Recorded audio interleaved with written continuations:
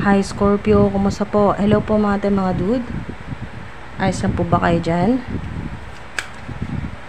Meron pong importanteng mensahe at medyo urgent po ito na mensahe mula po sa Infinite Source, lalo-lalo na po kay Mother Gaia, kay Mother Earth, dahil po ngayong May ay may napakalaking shift ngayon pong May na yan po, mga mensahe din po mula sa inyo pong mga dude, mga mensahe din po mula sa inyong mga ancestors. Wow, chanting. Wow. Mga mensahe po sa inyo na Infinite Source ni Mother Gaia at ng inyo pong mga ancestors ngayong May. By the book. Lalo na po sa ilan na nagmamanifest po ng mas maayos na buhay, abundance, wow, gifts. May mga regalo po kayo talagang matatanggap mula kay Mother Gaia. So, pag kay Mother Gaia, pag sinasabi ko pong Mother Gaia, Mother Earth, dito po yan sa 3D Earth, dito po sa physical realm. Yan po ay makukuha o ma-access po ninyo na yaman, material success po yan. So, ito po yung sa trabaho po ninyo, yung mga unexpected po na mga tulong na pera, may marireceive po kayo, may magpapadala, yung bigla pong may magbibigay po sa inyo, in any shape or form na kayo po ay talagang makaka-receive, makakatanggap ng blessing. So, mga dude, yan po ay ma-access po ninyo dahil po yan sa tulong, yan po, at sa pagmamahal at pag-aalaga sa inyo ni Mother Gaia, Mother Earth.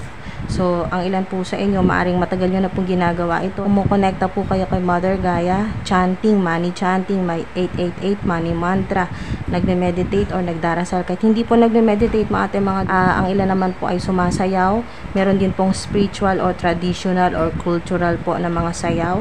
Yan po ay yung mga sayaw po na nakakatulong po sa iyo at sa ibang tao na magpagaling or mag-attract po ng abundance at swerte, prosperity. Sa ilan naman po ay yung kayo po ay nag-o-offer o pwede po itong ritual, money ritual, o yung nag-o-offer po kayo, nagbibigay po kayo ng, nag-aalay po kayo, pwedeng pasasalamat po ito or kayo po ay humihingi ng tulong sa inyo po mga ancestors, kay Mother Gaia, kay Mother Earth, sa Infinite Source na kayo po ay biyayaan ng mga blessings o abundance o healing naman po yan.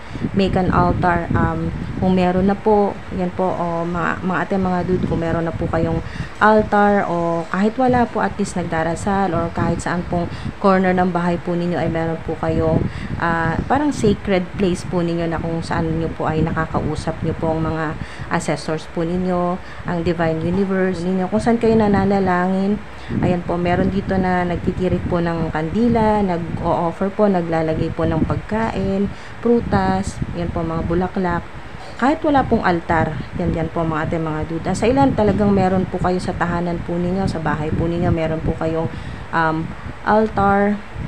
Napakaganda rin po niya na kayo po ay talagang paminsan-minsan ay kumukonekta po sa mga divine beings, sa Infinite Source, kay God, sa inyo po mga ancestors. Ganyan po mga dude.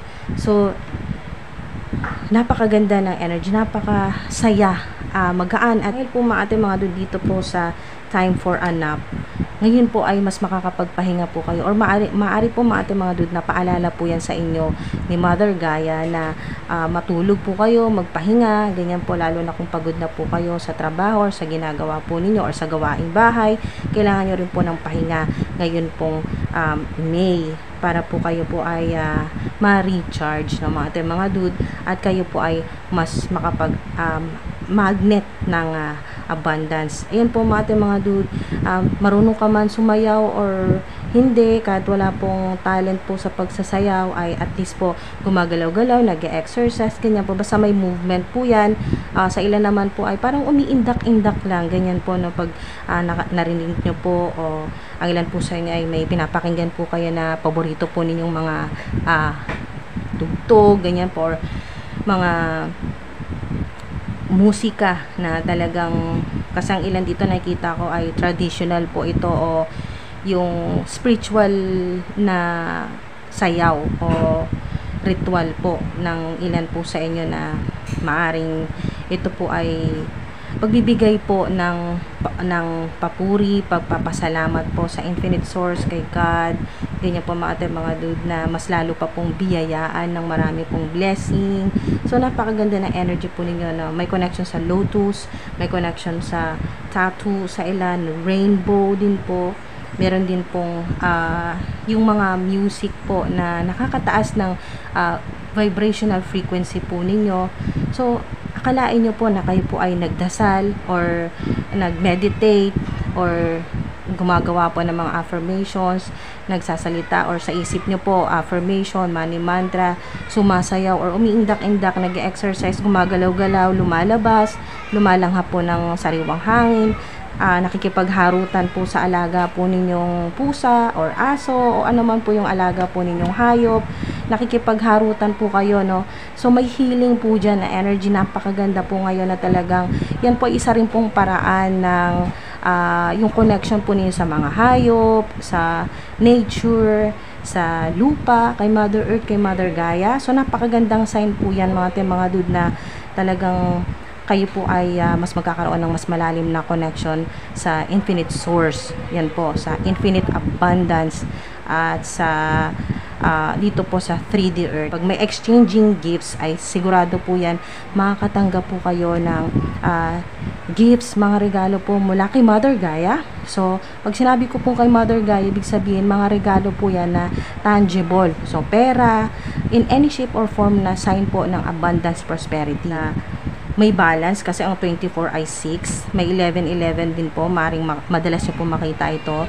8-8-8. Meron pong 18, may 16, may 27. So, sign po yung mga numbers na yan na maaring madalas nyo po makita. 222, 444, 777, 888. Meron din pong 18, 18, 16, 16, 16, or 11, 11, 1, 1, 1.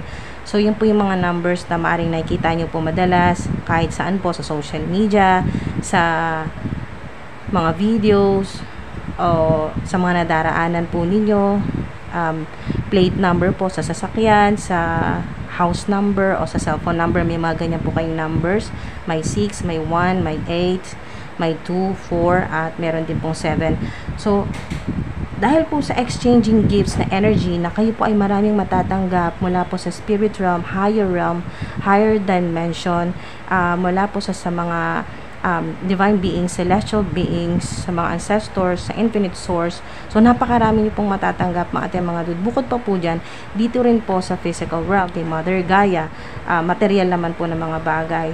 At dahil po sa exchanging gifts na energy ay makakapagbahagi din po kayo sa iba, makakapagbigay din po kayo. So napakaganda po niyan mga dude, na giving and receiving yung energy. Ngayon pong May, giving and receiving, makatanggap ka, makapagbigay ka rin. So napakaganda po niya, no? Unlimited ideas, words of abundance. So marami po kayong mga matatanggap po ng mga mensahe mula sa spirit realm, at dito rin po sa physical realm. Mga ideas po yan na makakatulong po sa inyo na kayo po ay mas maging maayos yung buhay, mas maging balanse, balance po yung work-life situation po ninyo, yung inyo pong mind, body, and spirit din po ay balance. So napakaganda ng words of abundance kasi lahat ng sasabihin mo ay talagang mabilis magmamanifest ngayon. Kaya words of abundance kasi lahat ng sasabihin mo ay mas maganda na positibo ngayong May. Iwasan mo yung pagsasalita ng mga negatibo na walang pera, mawawalan, mas lalong mauubos, masisimot, mga ganyan po, no? Gipit na gipit, hirap na hirap, iwasan nyo po yan. Yung maraming utang, walang kapera-pera, yan po, walang natira. So, iwasan nyo po ngayong May yan, dahil po, yan po yung paalala sa inyo ni Mother Gaia na kayo po ay bibiyayaan ng material success o pera, maraming pera, maganda, maayos, mas magiging maayos po yung kalagayan po ninyo dito sa physical realm, dito po sa 3D Earth. At sabayan nyo rin po yan ng pagpapakita ng gratitude, na pagpapasalamat kay Mother Earth, kay Mother Gaia, sa infinite source, na hindi ka pinababayaan, laging meron, laging magkakaroon, lalo na kung ang sasambitin o yung sasabihin mo ay puro abundance, puro swerte, magaan, ganyan po mga dude. Kaya, wow, napakaganda po, napaka-powerful ng mga mensahe po sa inyo ngayong May, at sana po ay gamitin po ninyo. Yan po, i-maximize po ninyo sa lahat ng, kumbaga, lahat ng makakayanan, magagawa mo ngayon pong May ay gawin mo na, kumbaga mga dude, itodo mo na, i-utilize mo na, gamitin mo na lahat ng dahil binigyan ka ng infinite source ni God, ni Mother Gaia, ng binigyan ka ng permiso na maka-access sa infinite abundance mga dude. Kaya samantalahin mo na, lagi mong babanggitin yung mga magagandang bagay. So reverse pa ang you're ready, dahil maaaring hindi ka pa ready sa ngayon dahil napakalaki nitong ibibigay sa'yo ng infinite source ni Mother Gaia na regalo. So hindi ka pa ready ngayong May, kaya malamang ay hindi ka makapaniwala pag natanggap mo ito. Hindi ka pa talaga handa na parang totoo na ba to? Wow, talagang hindi ka pa handa na maging super rich. Ngayon po meron kasing talagang biglang yaman, ganyan po mga dude. Pero hindi ito galing sa masama, dahil ito po ay naipon mo ito sa kabutihan mo, naipon ito sa spirit realm. Kaya ngayon ay ma-access mo na ito sa pamamagitan ni Mother Gaia. Kaya nga ang susi talaga ay ang kumonekta ka kay Mother Gaia, lalo na ngayong May. Get more information. Yes, makakatanggap ka ng mga impormasyon, mensahe mula po sa spirit realm. Yes, yan. Wow, yes. Yan o. Guaranteed, 100%. So, ibig sabihin, yung mga sinabi po dito, mga mensahe sa inyo ni Mother Gaia, ni Mother Earth, ay magkakaroon ka pa ng mga, ayan o, get more information. Makakakuha ka pa ng iba pang mga impormasyon, maaring sa ibang channel, sa ibang tarot readings, mga impormasyon mula sa mga psychic, medium, sa social media, kahit saan, magkakaroon ng double confirmation kasi get more information dito mga dude. At yes, yan. Ayan po mga dude, na talagang makakatanggap ka talaga. Napakalaki nito. Hindi ko siya makwenta. Sa totoo lang. Dahil nga napakarami at maraming digits din ito. So, depende yan sa inyo kung ilan pong digits yung minamanifest ninyo. Pero, dito po sa exchanging gifts, sigurado po yan, yes yan, na matatanggap nyo po yan. Sigurado po, mga dude, na yes yan, na may malaki kang matatanggap na regalo mula kay Mother Gaia. So, kontakin mo na si Mother Gaia, kumonekta ka, yumakap ka sa puno, maglakad ka ng nakayapa kahit ilang segundo lang. Huwag ka mahiyak at may tumingin sa'yo kasi dito nakasalala yung success mo, yung abundance mo, yung regalo na matatanggap mo kay Mother Gaia. Huwag ka lang magduda. Trust. Magtiwala ka kay Mother Earth, magtiwala ka sa infinite source na hindi sayang yung gagawin mo kahit napagtawanan ka pa ng mga tao na ang weirdo mo, bakit ka nagyayapak. Pumunta ka sa garden, pumunta ka sa nature, kahit ilang segundo na magyapak ka, tanggalin mo yung tsinelas mo, yung sapatos mo, magyapak ka, damhin mo or pakiramdaman mo yung pintig. Yan po, yung connection mo kay Mother Gaia. OMG, hindi ko talaga masukat dahil napakalaki nito para sa'yo na kasi nga infinite yan, may rainbow, infinite abundance. OMG, maaring makita niyo po rainbow, isang sign po yan na talagang makakatanggap ka ng malaking regalo. Yan po, material po yan, tangible, mahahawakan, makikita mo sa bank account mo, makikita mo sa e-wallet mo. OMG, napakalaki nito mga dude. Kaya konting effort, konting gratitude na magpasalamat ka, pumunta ka sa nature, lumapit ka sa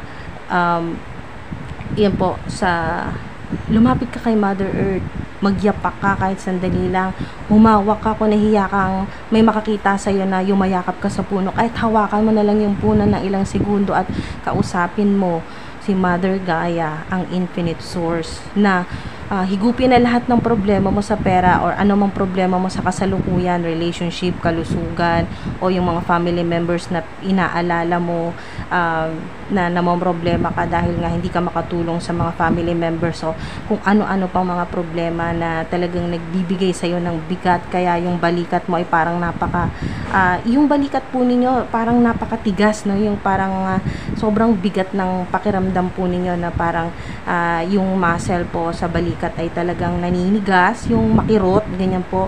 Isang sign po yan na kailangan nyo nang isurrender yan sa Infinite Source. Ibigay nyo na lahat ng bigat na nararamdaman ninyo. Hawak ka sa puno, kahit may nakatingin, hawak ka sa puno, at huwag mong ikahiya yung connection mo kay Mother Gaia. Reconnect ka sa mga ancestors mo, kay Mother Gaia, sa Infinite Source, mga ating mga dude, sa mga divine beings. Or kung wala po kayong makitang puno, walang mga halaman, at least po ay kausapin po ninyo, makipag-usap po kayo sa Infinite Source. Yan po kay Mother Earth. Mag-alay po kayo ng kahit ano po, ng milk and honey kung kaya po ninyo, ng ating mga dude, kung afford, milk and honey. Kung wala po, kahit yung may mga maliliit lang po na sachet ng gatas, yan po, o honey, yung kahit maliit lang po na bote, ay yung sa honey po, mga ating mga dude, kung wala pong mahanap na raw honey, kahit po yung mumurahing honey, okay na po yan. Maintindihan na po yan ni Mother Gaia. So, ni Mother Earth, na basta meron po kayong offer na milk and honey, wow, sobrang laki naman po ng matatanggap ninyo. Kaya walang-wala po yan, yung milk and honey na offer po ninyo kay Mother Gaia sa Infinite Source. Or kahit wala pong milk and honey, magtirik ng kandila, kahit anong kulay ng kandila, pero mas maganda puti na lang po, kasi yan po ay yung pasasalamat po ninyo sa Divine Highest White Light, mula po sa yung pagpapasalamat po ninyo sa Infinite Source, sa Divine Highest White Light. So, kung meron pong bulaklak, kung makapag-offer po kayo ng bulaklak, mas maganda. Ganyan po mga dude. Kung wala pong milk and honey, kahit tubig na lang po. Yan po, kasi nature din po yan. Galing din po kay Mother Gaia. Nature din po yung tubig. Yung kahit sa gripo lang po, mga dude, galing po sa gripo, pwede na po yan. Yan po mga dude. Sana po ay may nakuha po kayo kahit paano dito, at sana talagang